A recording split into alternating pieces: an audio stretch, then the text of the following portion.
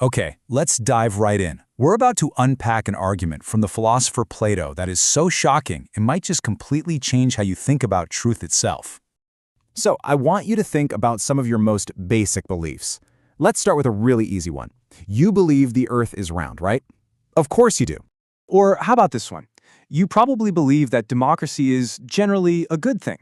It's a really common belief, and you know what? It feels right. But here's the real question. Can you actually prove that any of this is true? And I mean really prove it, without just saying, well, I Googled it, or my teachers told me, or because scientists said so. If you're like most people, the honest answer is no. You probably can't.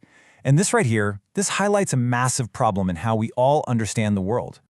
Believe it or not, the ancient Greeks had a specific word for this exact thing. They called it doxa. Doxa isn't knowledge, it's just a common belief, a popular opinion. And this brings us to the core of Plato's argument. He saw two totally separate paths for human understanding. You've got doxa, the path of opinion, and episteme, the path of true knowledge. So why do we accept doxa as if it's truth? Well, Plato nailed down three main reasons. First, because it's popular, right? If everyone else believes it, it must be correct. Second, an authority figure told us so, maybe a parent or a teacher. And third, well, frankly, it just feels good to believe it. And when you put them side by side, the difference is huge. Doxa is a belief you just trust. Think of it like a floating opinion with nothing to anchor it.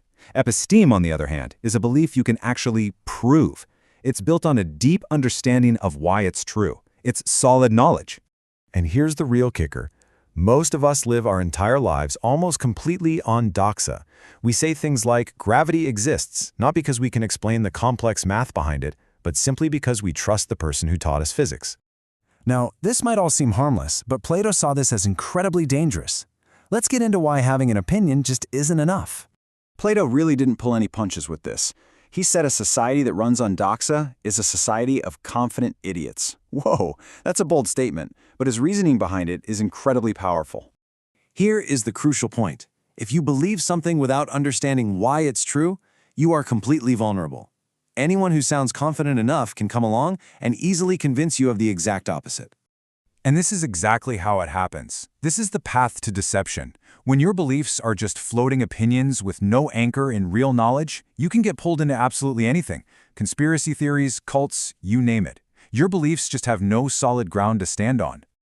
So how does this ancient concept play out in our world today? Well, one of the clearest and most powerful examples is modern politics. Just think about it.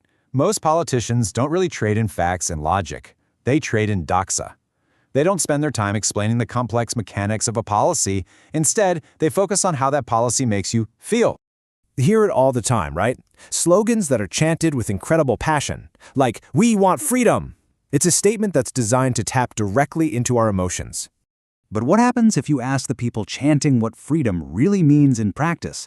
Where does it begin and where should it end? More often than not, you just get silence. The belief is powerful, but the understanding, that episteme, it just isn't there. And the result of all this? We've created a society where being loud often matters way more than being right. We make this really dangerous assumption that if millions of people share an opinion, it must be knowledge. But so often, it's just shared doxa. So where does doxa actually fit in the grand scheme of things? Well, Plato saw it as this really tricky middle ground, somewhere between real knowledge and total ignorance. Think of it like this. On one end of the spectrum is ignorance, knowing nothing. On the other end is episteme, proven, understood truth. Doxa lives in that dangerous middle. It feels like truth, it looks like truth, but it has absolutely no solid foundation. And this brings us to the most important takeaway of all. Just because everyone agrees on something, just because an opinion is popular, that doesn't magically make it true. So, I'll leave you with this final thought to really chew on. Take a good hard look at the things you believe in most strongly. How many of them are solid knowledge that you can actually defend and prove? And how many are just opinions you've been proud to call your own?